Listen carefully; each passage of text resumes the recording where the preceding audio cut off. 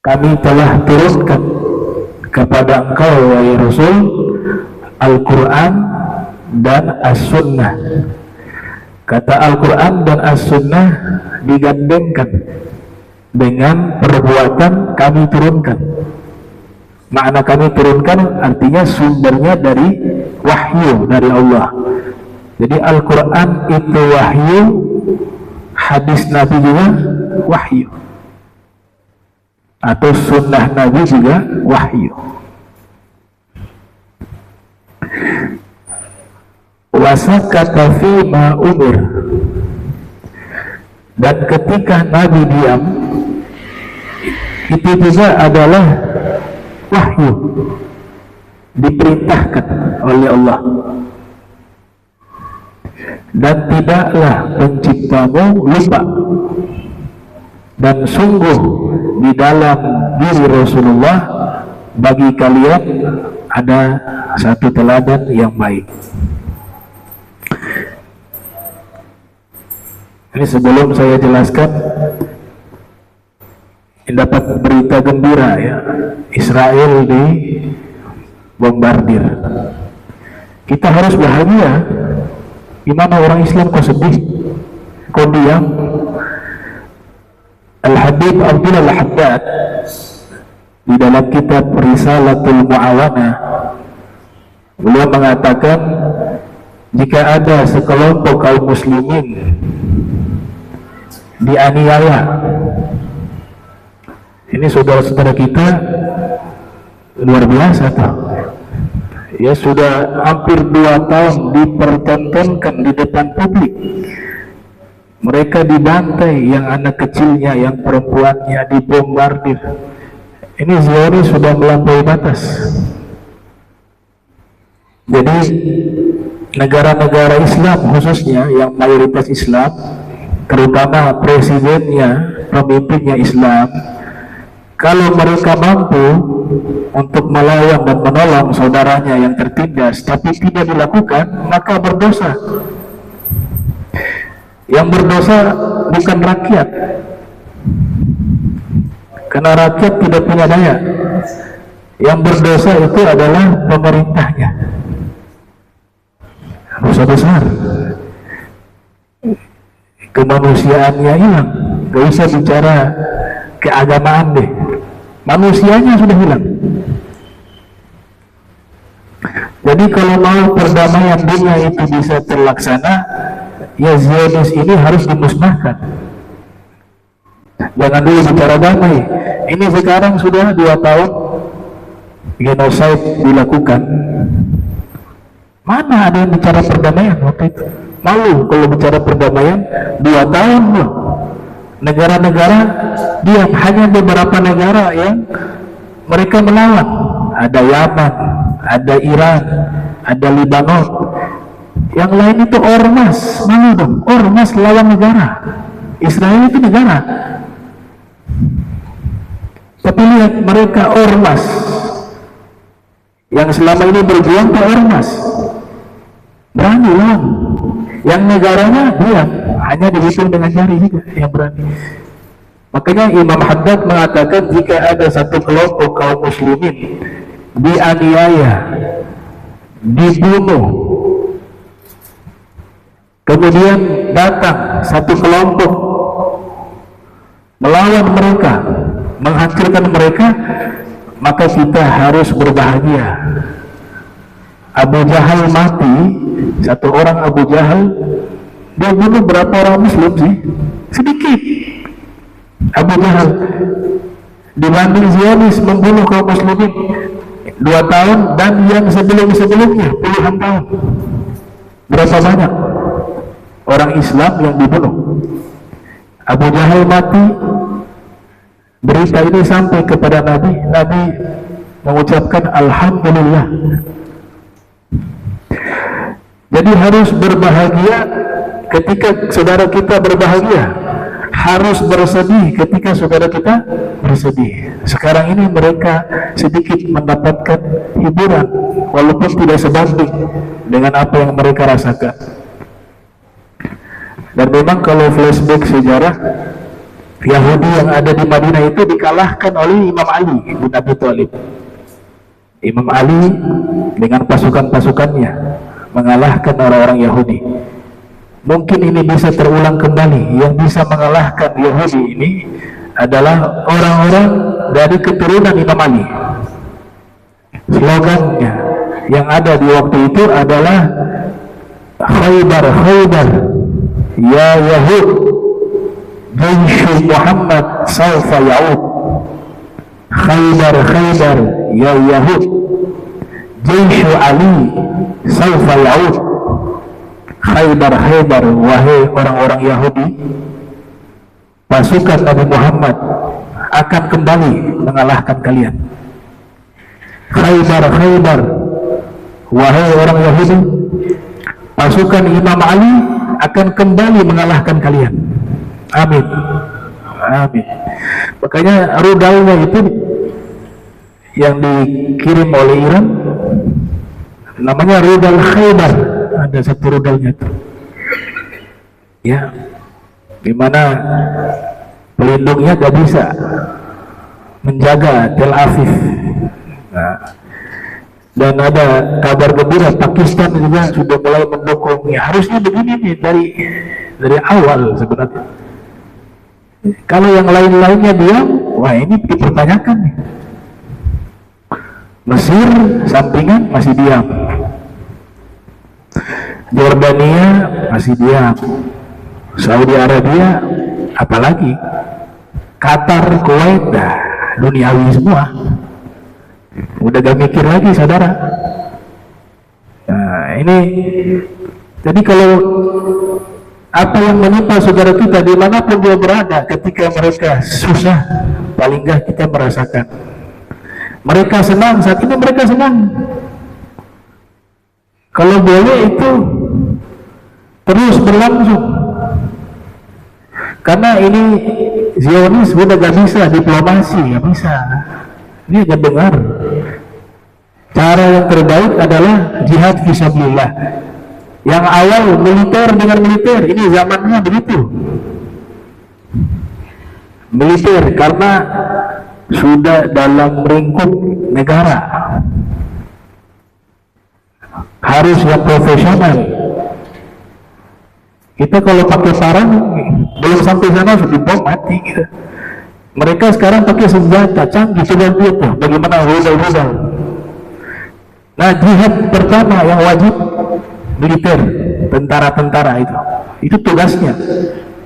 Kata Imam Nawawi waktu berfatwa ketika ada jihad, beliau katakan apa? Yang pasukan ini kalau sudah tidak mampu baru rakyat membantu. Ini kalau negara Islam bersatu, insya Allah bisa menang, Mudah-mudahan ini satu awal yang baik, ya. Dan jangan dulu bicara mazhab deh. Ini bicara kemanusiaan. Masalah mazhab itu lain hal. Sekarang ini mereka kelaparan, dibikin seperti hewan, dibuat kelaparan, diblokade jalur sehingga pasokan makanan tidak sampai kepada mereka. Mereka kelaparan, kemudian yang kasih bantu di dalam Amerika ngasih makan kayak hewan, nanti kumpul balik dibom. Nah, jadi ini alhamdulillah kita cukup senang dengan apa yang terjadi. Itu senangnya bukan karena menimpa masyarakat sipil, tidak. Di situ ada yang baik juga, ada yang jahat. Tapi yang pasti pemerintahannya sudah jelas Zionis. Dan mereka ini harus ditumpas. Itu katanya presidennya sudah lari itu ke Yunani, ya. Nah itu sedikit apa yang saya sampaikan. Wa maka rabbuka nasiya, tidaklah penciptamu itu lupa. Ini bab akidah sangat penting, bahwa lupa itu sifatun naqisah, sifat yang kurang, sifat yang cacat, tidak pantas disandarkan kepada Allah yang maha sempurna. Tidak pantas. Tapi di dalam Al-Quran, kalau kita membaca di surat At-Taubah ayat 67, Allah Ta'ala berfirman, nasullaha, mereka lupa kepada Allah, fanasiyahum, ya, fanasiyahum, mereka lupa kepada Allah, lalu Allah lupa kepada mereka. Ini contoh ayat yang wajib ditakwil. Hukumnya wajib ditakwil. Kalau tidak wajib ditakwil, maka kita menisbatkan kata lupa, sifat lupa itu kepada Allah. Mereka melupakan Allah, lalu Allah lupa kepada mereka. Allah gak punya sifat lupa. Berarti ayat ini adalah contoh ayat yang tidak boleh dipahami secara tekstualis. Hukumnya wajib ditakwil, disesuaikan dengan kemuliaan dan kesucian Allah. Karena di ayat yang lain Allah membantah bahwa Allah memiliki sifat lupa. Wa ma kana rabbuka nasiya, itu di surat Maryam. Dan tidaklah penciptamu Allah lupa. Nasiya. Sujud sahwi ada yang kita dianjurkan membaca ketika sujud sahwi, doa atau zikir, subhanalladzi la yanam wa la yashhud. Diawali dengan maha suci Allah, berarti mentanzih Allah. Maha suci Allah yang tidak tidur dan tidak lupa. Artinya mustahil bagi Allah tidur dan mustahil bagi Allah lupa. Jadi ini sifat ini harus ditakwil. Harus ditakwil. Hukumnya wajib. Kalau tidak, Allah dinisbatkan dengan sifat lupa. Al-Imam Abu Ja'far Muhammad ibn Jarir At-Tabari yang lahir tahun 224 Hijriah, wafat 310 Hijriah. Beliau mentakwil, dan kata takwil itu sudah diamalkan oleh para sahabat, tabi'in, tabi'in, bahkan Allah pun mentakwil, bahkan Nabi pun mentakwil. Jadi takwil itu bukan satu hal yang menyimpang, asalkan sesuai dengan kaidah keilmuan. Tidak sembarangan orang itu diizinkan atau memiliki otoritas untuk mentakwil. Tentu ahlinya, para mufassirun. Nah, Allah Ta'ala, saya beri contoh, Allah Ta'ala mentakwil di dalam hadis riwayat Imam Muslim yang lahir 204 wafat 261 Hijriah. Di hari kiamat Allah Ta'ala berfirman, Inna Allah Ta'ala yaqul yaumal kiamati ya ibna Adam maridtu falam ta'udni. Wahai anak Adam, saya sakit, kata Allah. Ini juga gak mungkin dinisbat kepada Allah. Maha suci Allah, Allah sakit itu sifatun naqisah, sifat yang cacat, yang kurang. Tapi Allah katakan dalam hadis qudsi atau dalam hadis riwayat Imam Muslim, wahai anak Adam, saya sakit, kenapa kamu tidak menjengukku? Maka dijawab, ya Rabbi kaifa a'uduk wa anta Rabbul Alamin.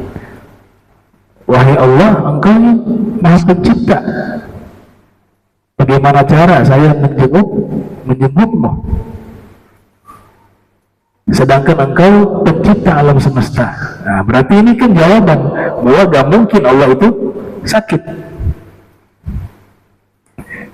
Kemudian Allah menjawab, amma alimta, apakah kamu tidak tahu, atau apakah kamu tahu bahwa marida anna abdi fulan, ada sesungguhnya seorang hambaku si fulan sakit, falam ta'udhu, tapi kamu tidak menjenguknya. Amma alimta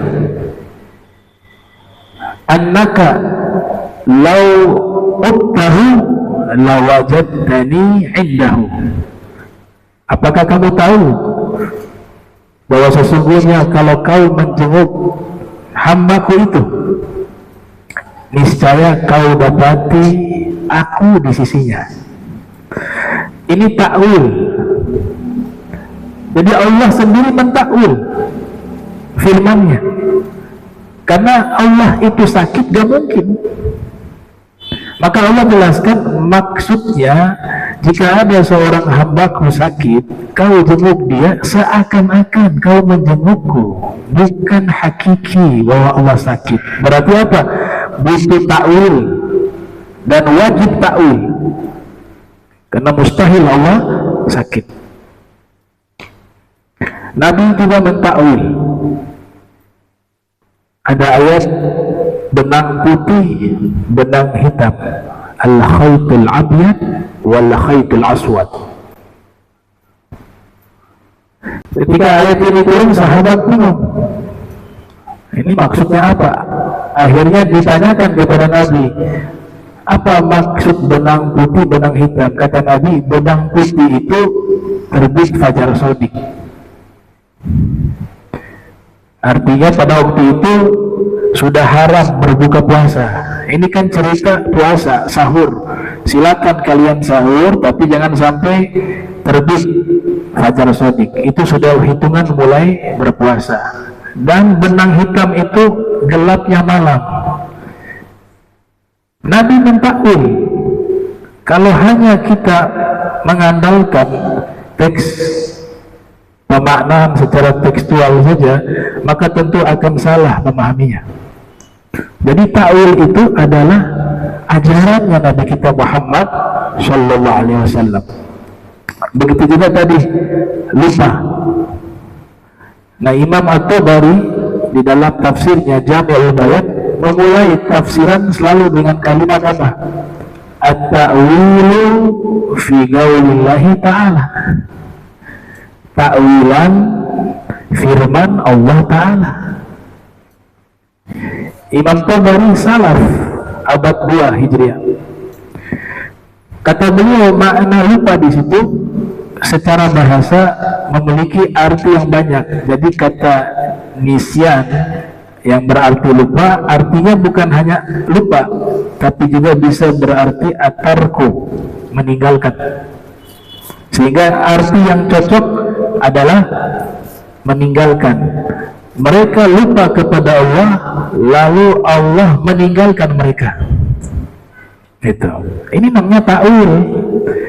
Ta'wil dari sisi bahasa. Jadi yang awal itu kita harus tahu kata ini multitafsir atau tidak, memiliki banyak arti tidak. Kalau memiliki banyak arti, kita harus cari arti yang cocok untuk Allah, sesuai dengan kesuciannya Allah. Kalau artinya tidak cocok, maka mentakwil dengan makna yang layak dinisbatkan kepada Allah yang tidak keluar dari kaidah keilmuan. Nah, Imam Qatadah mengartikan dengan takwilan secara makna. Kata beliau, maknanya di situ, maka Allah lupa kepada mereka, artinya adalah nusu minal khairi walam yansau minasyar. Mereka dilupakan, dibuat lupa oleh Allah dari kebaikan, dan mereka tidak pernah lupa keburukan. Jadi tidak ada Allah di situ.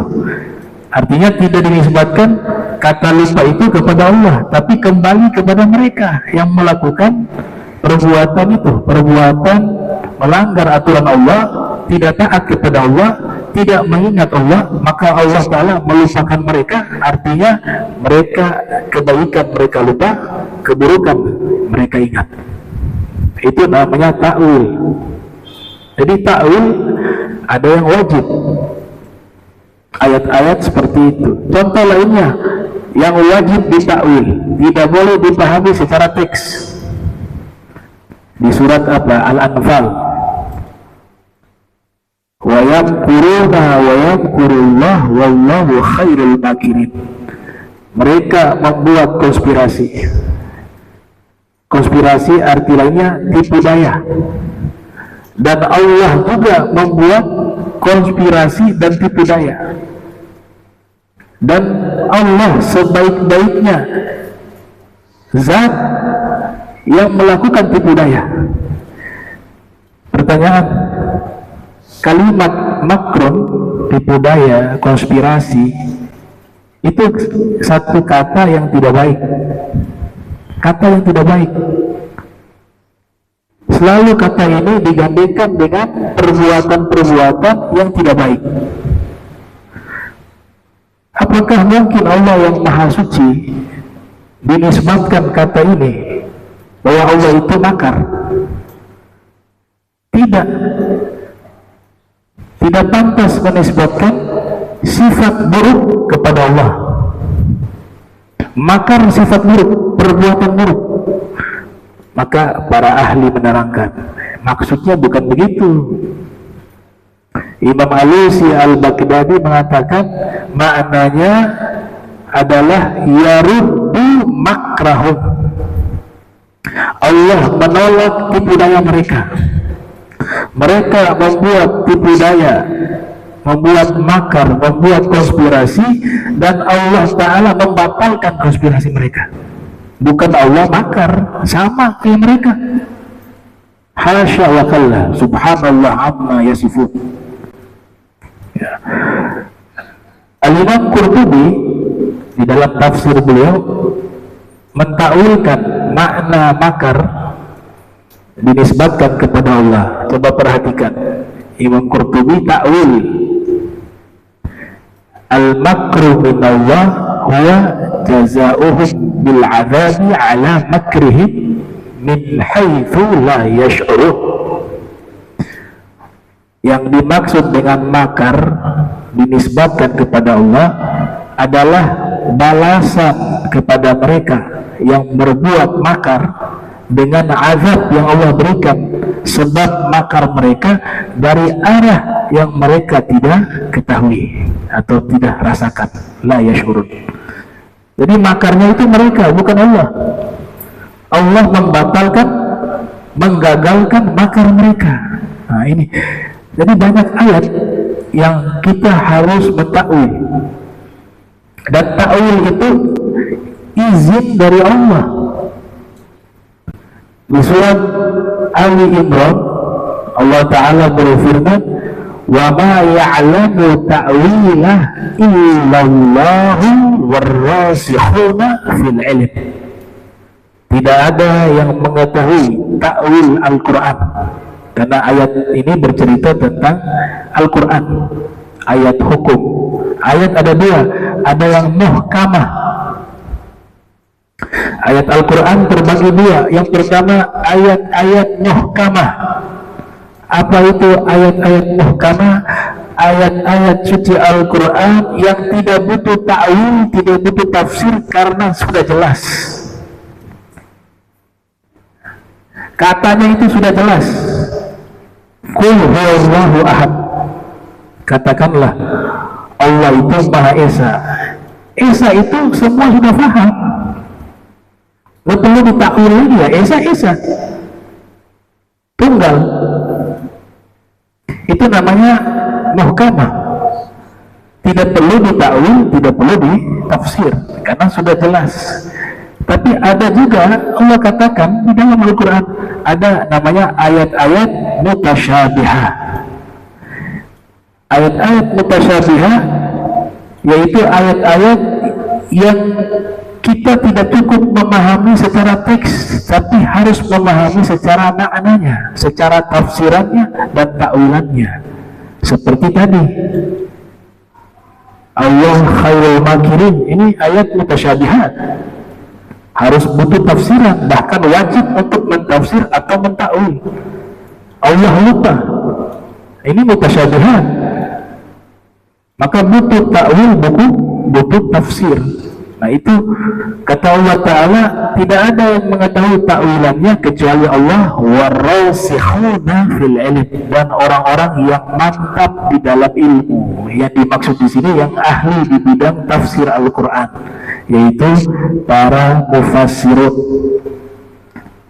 Nah, ada seorang dokter bernama Dr. Muhammad Rabi' Jauhari. Dr. Muhammad Rabi' Jauhari menulis satu disertasi dan karya ilmiah berjudul Ta'wilus Salaf li Sifatillah, takwilan para salaf terhadap sifat-sifat Allah. Kalau zaman sekarang sudah harus wajib untuk mentakwil, karena di luar sana sudah ada kelompok yang berani mengatakan Allah itu punya mata secara hakiki, tangan secara hakiki, kaki secara hakiki. Allah duduk, Allah berdiri, duduknya bergesek, ada suaranya, dan seterusnya.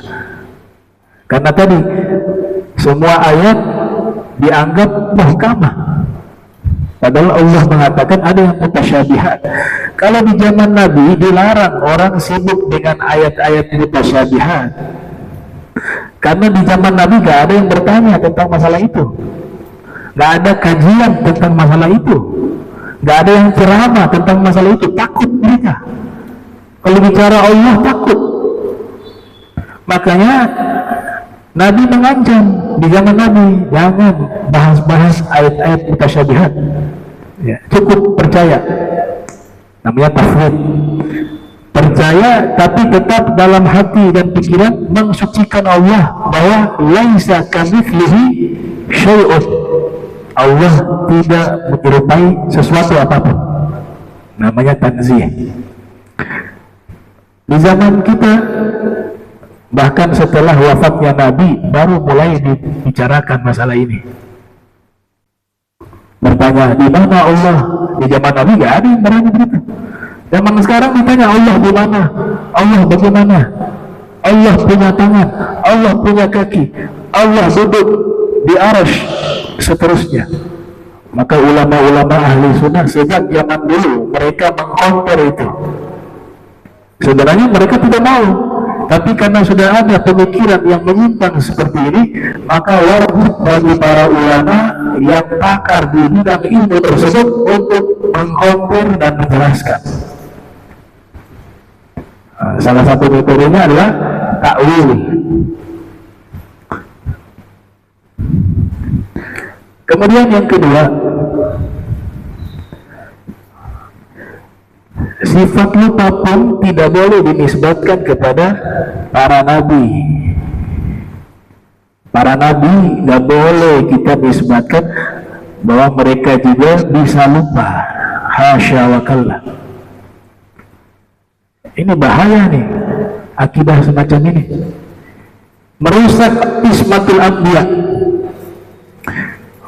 merusak ismatul anbiya, bahwa para nabi itu dijaga oleh Allah dari kesalahan.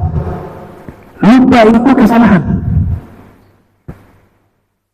Kalau akidah ini ditanamkan di pikiran kaum muslimin dan berkeyakinan bahwa para nabi bisa lupa, maka bisa jadi ada ayat yang tertinggal. Bisa jadi karena lupa, katanya mungkin para nabi itu boleh jadi lupa. Bisa jadi apa yang disampaikan ada yang kurang. Bisa jadi ini akan merusak tatanan hukum Islam. Para nabi juga tidak memiliki sifat lupa.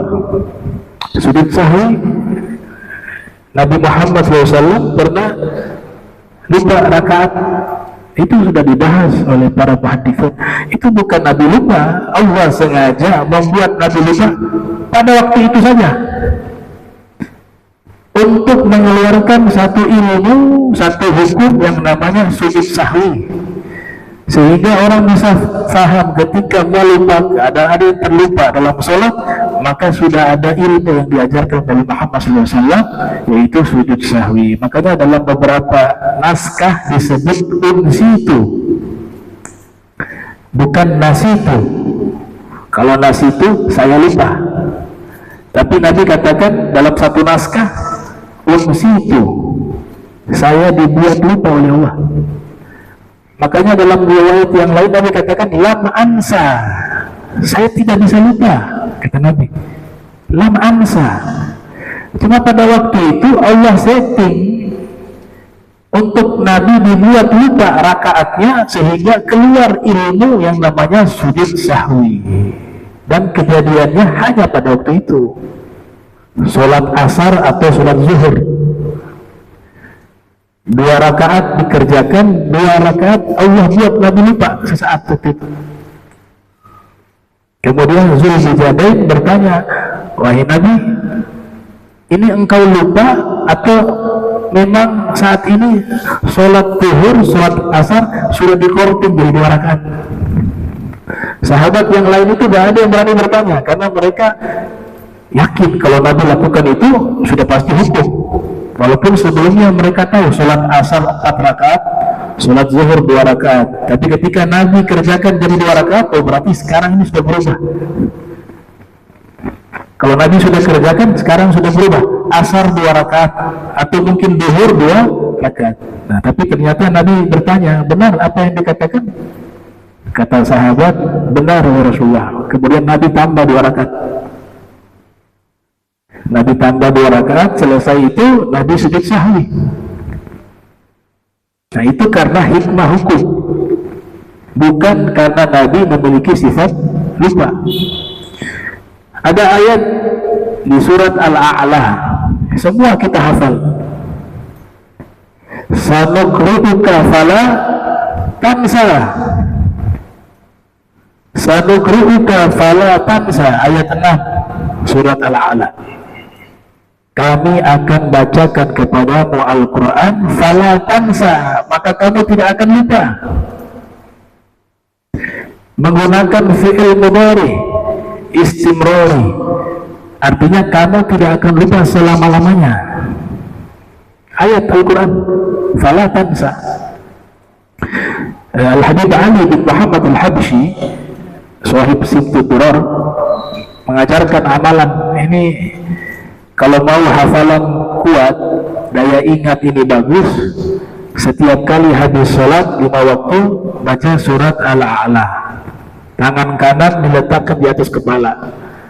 Kemudian membaca surat tersebut, Sabbihisma rabbikal a'la, sampai di ayat 6, Sanuqri'uka fala tansa, diulang 7 kali. Setelah itu dilanjutkan sampai selesai. Dan ditutup dengan doa yang ada di surat Al-Anbiya ayat 79. Fafahamnaha Sulaimana wa kullan atayna hukman wa ilma wa sakharna ma'a Dawuda al-jibala yusabbihna wa tayr.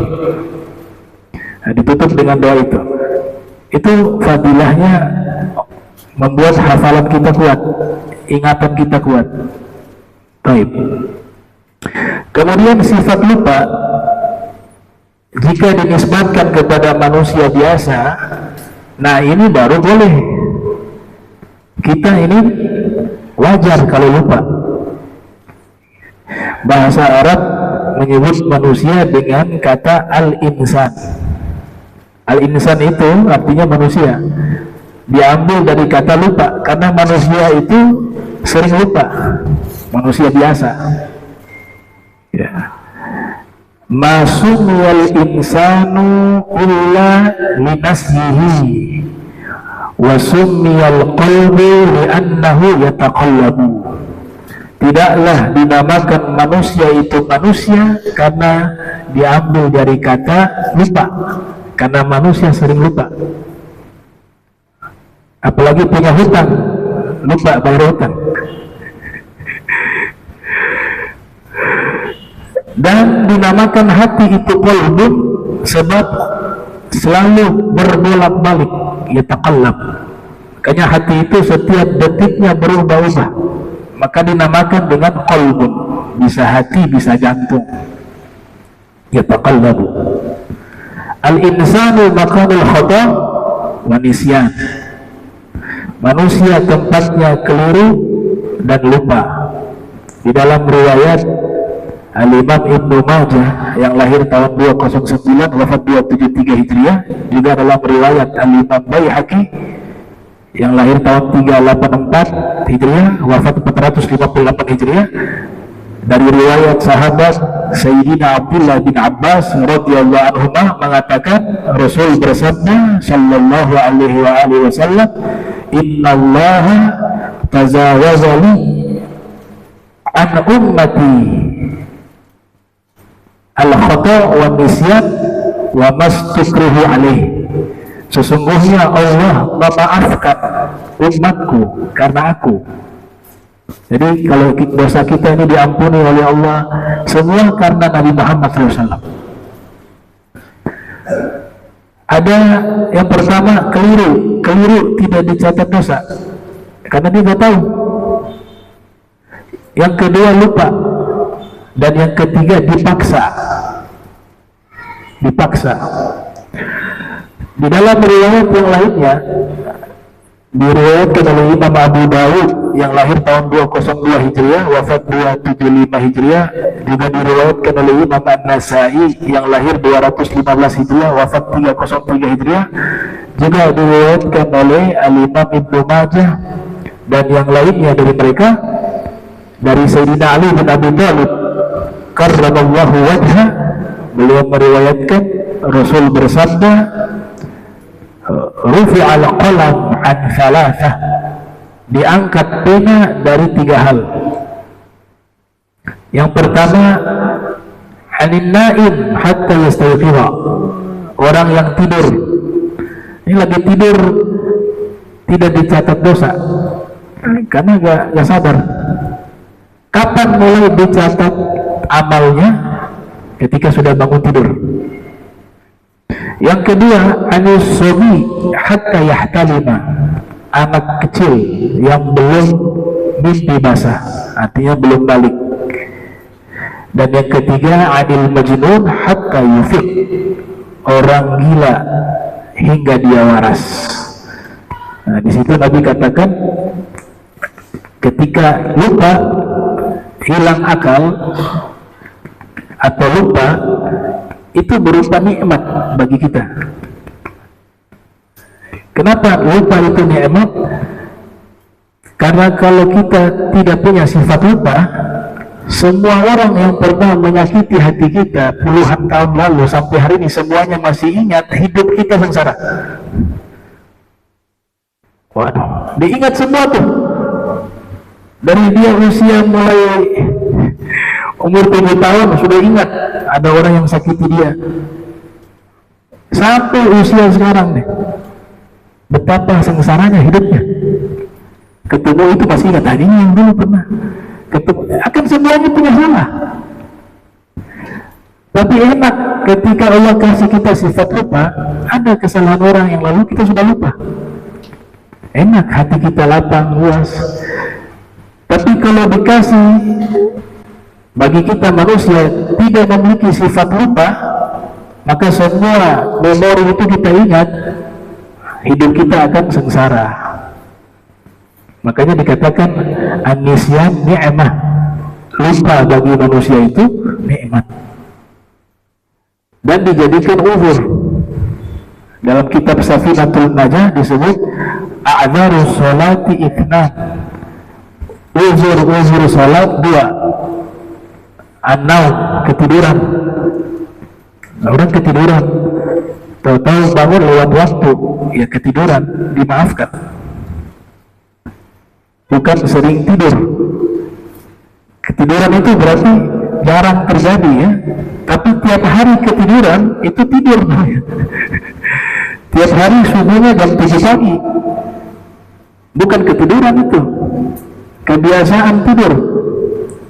Yang kedua, nisyan, lupa. Nah, lupa juga uzur. Kita mungkin lagi sibuk kerja atau belajar atau baca Al-Quran, tahu-tahu lupa waktu sholat sudah lewat, dimaafkan oleh Allah. Karena nisyan itu adalah uzur dalam sholat. Lupa itu termasuk uzur dalam sholat. Sebagaimana hadis yang diriwayatkan oleh Imam Bukhari, juga diriwayatkan oleh Imam Muslim. Di dalam kitab keduanya, Nabi bersabda sallallahu alaihi wasallam, "Man nama an salah au nasiyaha falyusalliha idza dzakaraha." Siapa yang ketiduran dari salat atau dia lupa, maka hendaklah dia sholat ketika mengingatnya. Ini juga menjadi dalil qada, ada kewajiban mengqada sholat. Nah, ini tentang an-nisyan, tentang lupa. Ada dalam kitab fikih ditulis, dalam kitab fikih, man akala nasiya lam yabtul shaumuhu. Kalau diterjemahkan, siapa yang makan nasi puasanya tidak batal. Man akala nasiya, padahal itu salah baca. Nasiya di situ maknanya bahasa Arab, bukan bahasa Indonesia. Ada santri ngantuk berfatwa maka nasi dia batal, lagi puasa gak batal. Ini ada di kitab nih. Man akala nasi, kalau maf'ul dalam bahasa Arab biasanya dibaca fathatain tanpa alif lam. Ini man akala nasiya lam yabtul shaumu. Siapa yang makan nasi tidak batal puasanya. Padahal nasiya di situ bahasa Arab, artinya lupa. Siapa makan dalam keadaan lupa sedangkan dia berpuasa, tidak membatalkan puasanya. Bukan makan nasi, nasiya. Nah, ini pembahasan tentang akidah yang perlu kita pahami. Insya Allah pertemuan berikut kita akan bahas tips-tips para ulama tentang memperkuat hafalan dengan beberapa amalan dan makanan yang dimakan. Allahumma ja'al jam'ana hadha yawma marhuma wa tafarraqna min ba'dihi tafarruqan ma'suma wa la taj'al minna wa la minna shakalan mahruma. Subhanaka bihamdika asyhadu an la ilaha illa anta astaghfiruka wa atubu ilaik. Wa sallallahu alaihi Muhammadin wa ala alihi wa sahbihi wa barik wa sallam wa ala minkum. Wassalamu alaikum warahmatullahi wabarakatuh.